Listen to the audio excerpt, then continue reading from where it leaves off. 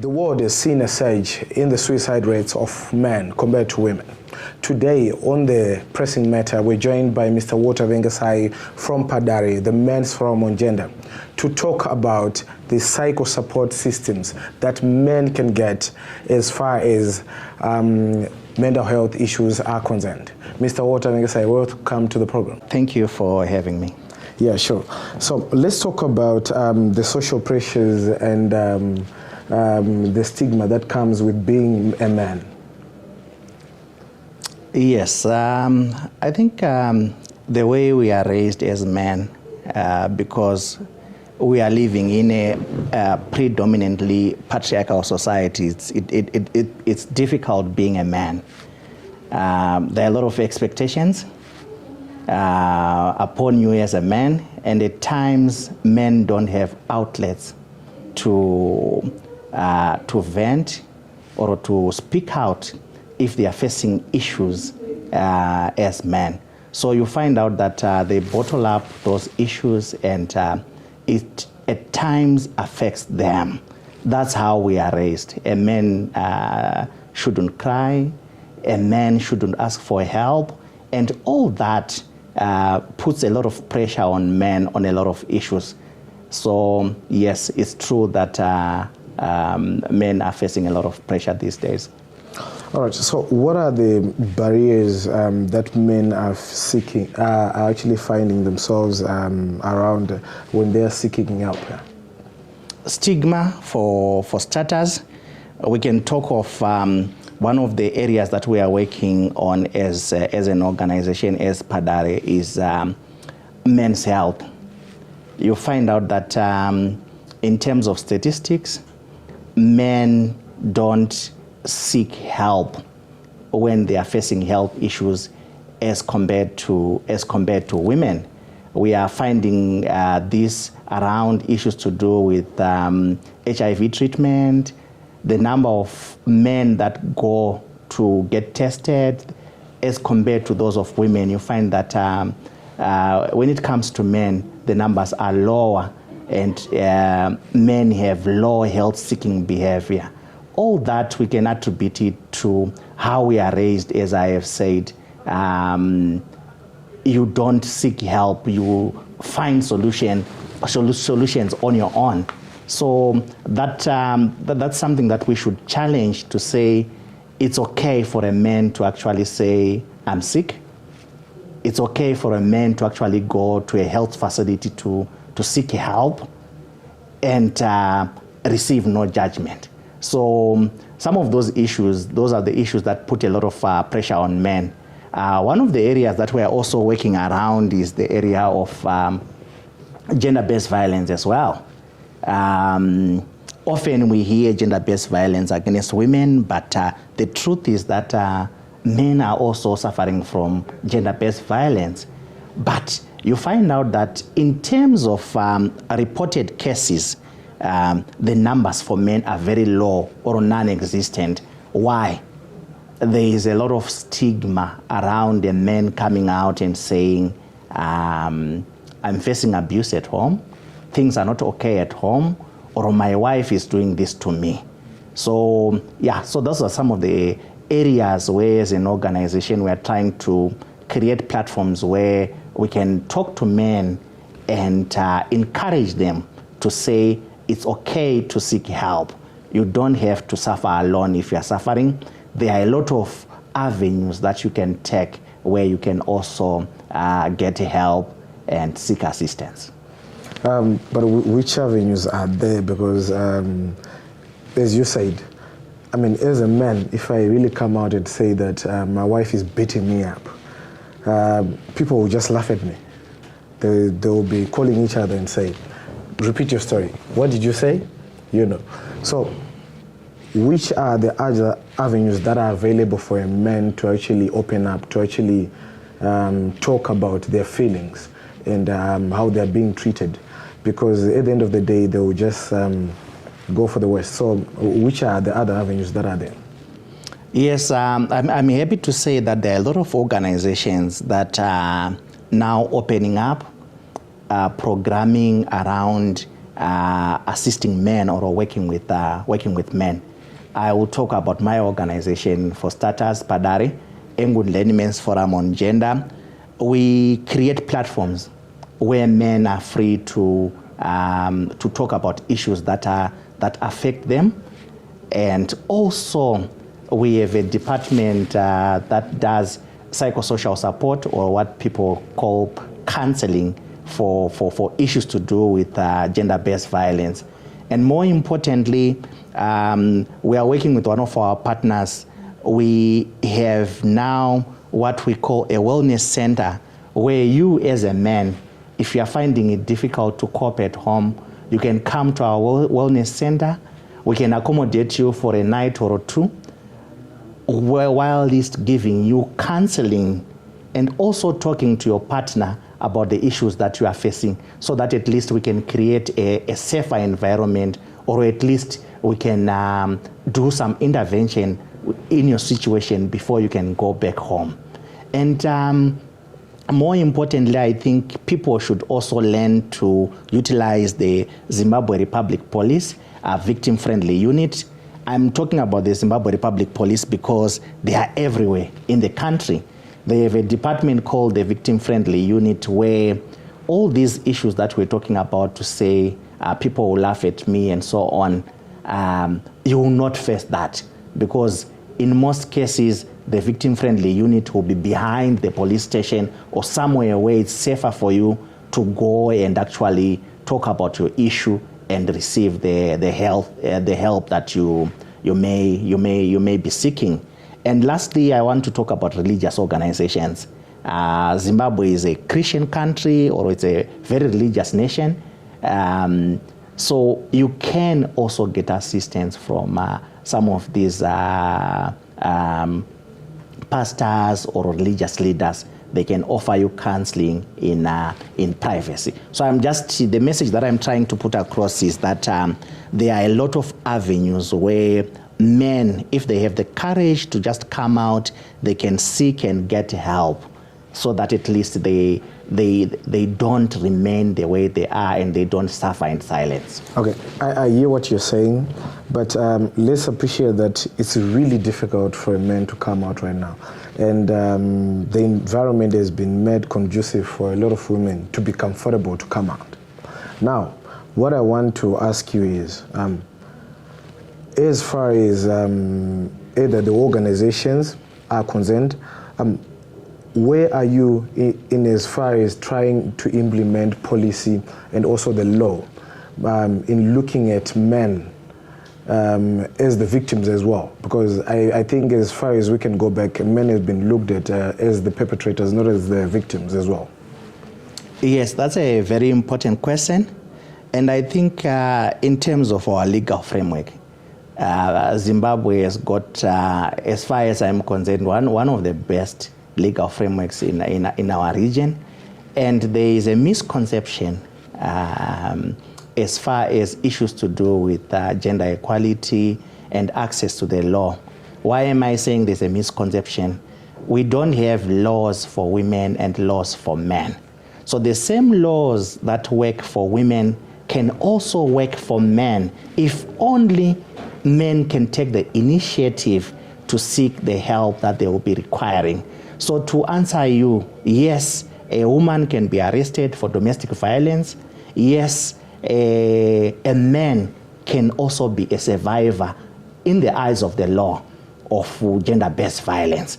So what is lacking now is that men are not coming up front.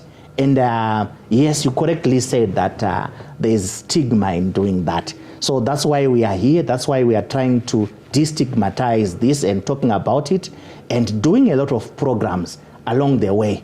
Just in the next month, I think in Manicaland, there is a big men's conference that is coming there, being organized, just to conscientize men around issues that affect them and the available services that are there for them in case that they are not, they face issues that affect them. Okay, but, okay. Can we be real for a minute? Yes. Let's go back on the ground. Now, if a woman is violated, let's talk of sexual violence. Yes. Gender-based violence. If a woman is violated and if a woman is violated, I think it's a bit different how it is treated, those cases. Okay, let's talk about sexual harassment, to be specific. Yes. This can happen either at the workplace, either in the social frameworks, but they are just different. If a woman is sexually harassed and if a man is sexually harassed, those cases, I think they're just treated differently. You as a person, you may treat them differently. You may just say, okay, let me just let that go. But then a woman will say, you have violated me.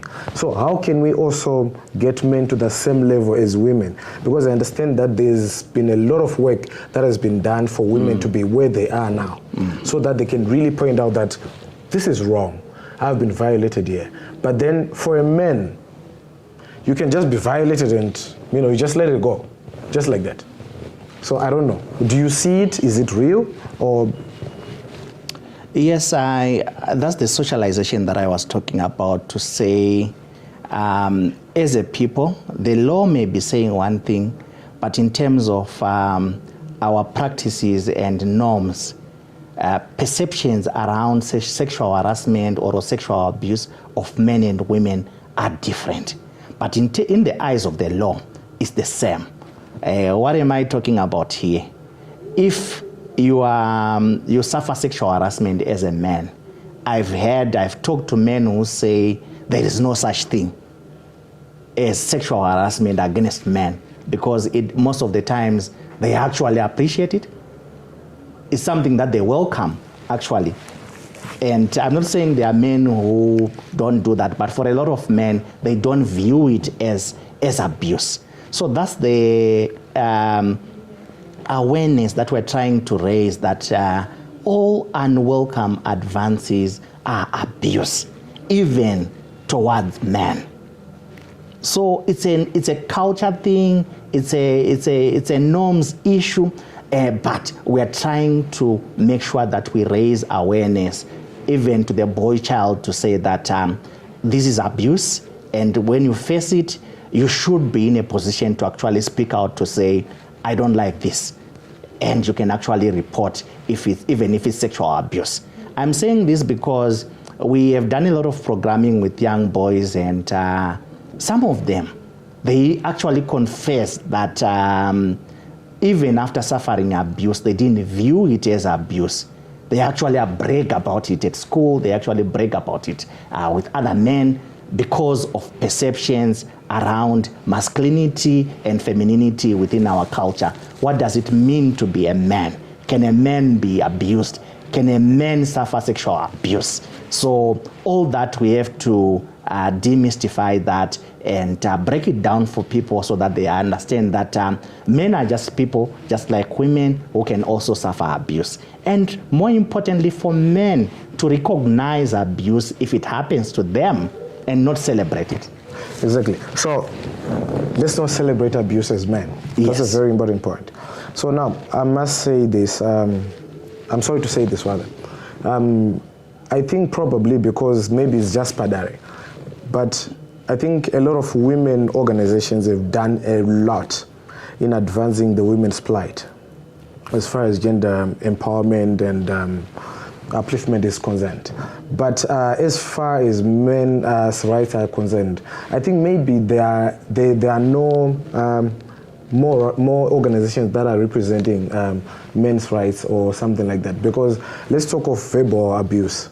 I mean, we all know that we've been socialized. Women talk, women do this. Now, I'll tell you a story. I know of men that don't drink alcohol, but then from morning to evening, they'll be masquerading around bars. They cannot go to their homes after work. They just cannot, because of verbal abuse. They will wait at the bar until they think that their wife is slept, so that they can go and take a nap. Yes, rightly so, Peter. When we talk about issues to do with gender-based violence, the statistics are still pointing to women suffering most of the abuse. Exactly. Yeah. That's why we should maintain the noise about women abuse and gender-based violence against women. Yeah. But on the ground, men are also suffering. We should equally also look at abuse against men. I wanted to point to how men are socialized and the realities that they are facing. There are a lot of issues, I think, that where we jammed in terms of why are we getting the abuse against men. That's one of the issues, some of the pressures that men are facing. One of the key issues that I wanted to bring out was the issue of the breadwinner status. Who should be the breadwinner in our culture, in our everyday life? You discover that in our culture, men are supposed to provide. And a lot of men are failing to do that. In today's world, yeah. Yes. So those are some of the pressures that men are failing to cope with.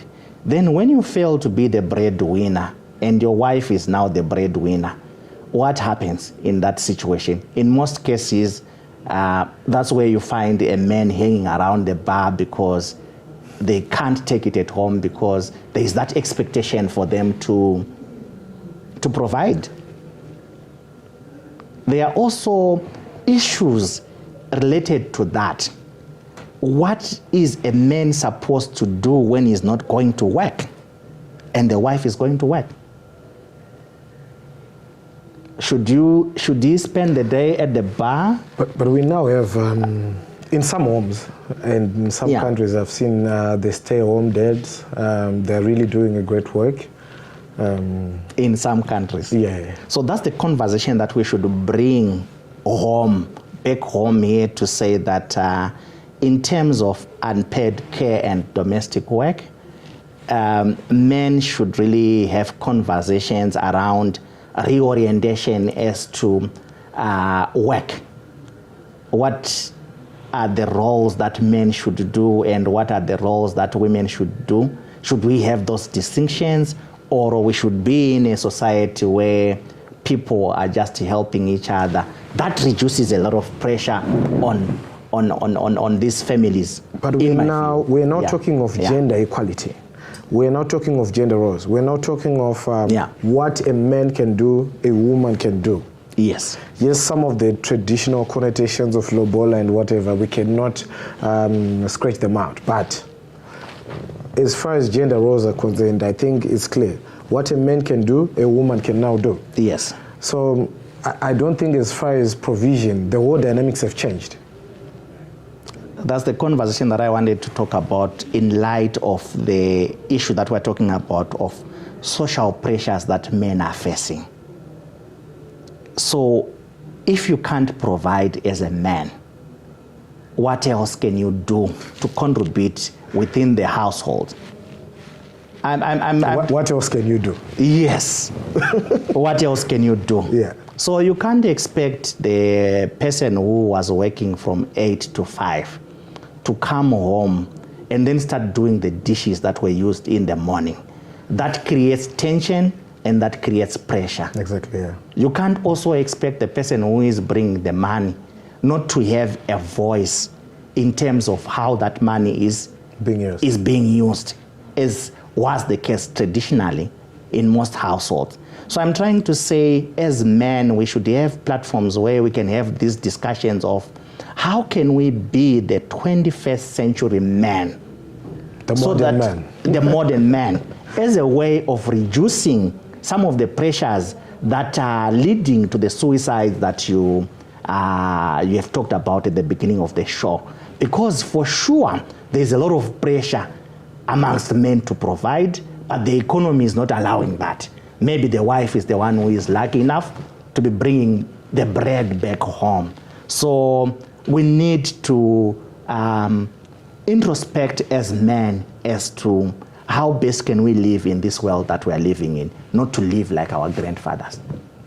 All right, so as we get to the end, can you just try and tell us as far as gender equality is concerned, how equal are we, and how do we achieve that in the home and still get to live happily ever after? I personally, I believe in a society where everyone is free to reach their full potential. I cannot talk of equality, but I'm saying let's remove the barriers to say, as a man, you cannot do this, as a woman, you cannot do this, because we have all seen that that's a lie. Everything that men can do, women can do, everything that, except of course of the biological stuff. But in terms of the gender roles that we're talking about, everyone can do everything. So let's create such an environment where we don't put barriers amongst each other. Let's create an environment where we encourage and support each other to be the best that someone can be, in spite of gender. So that's my view about gender equality. Okay, as we conclude, can you just tell us, as far as safe spaces for men are concerned, how can men achieve this, and where can they go to find these safe spaces so that they can really talk about their feelings, they can talk about their thoughts, they can talk with other men? Yeah.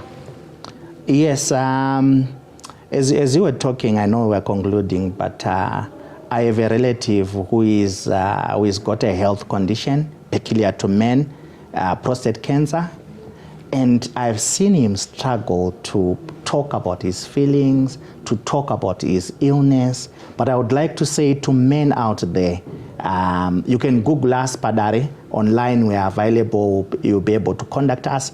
We create spaces where you can talk about some of those issues that you have not been able to talk to, maybe with your family, with your relatives, with your church people, but we are non-judgmental.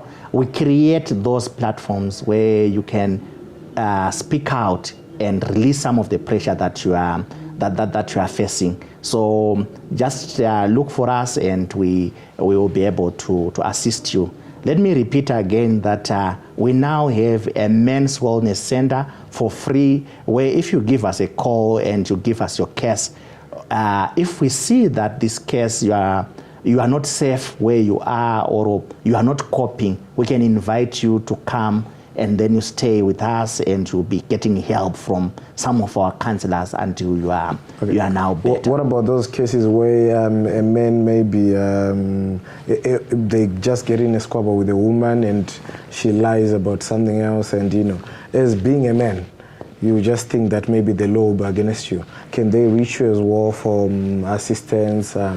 Yes, they can. We also have a service that we are offering, a legal clinic for men, where on specific dates we have legal counsel.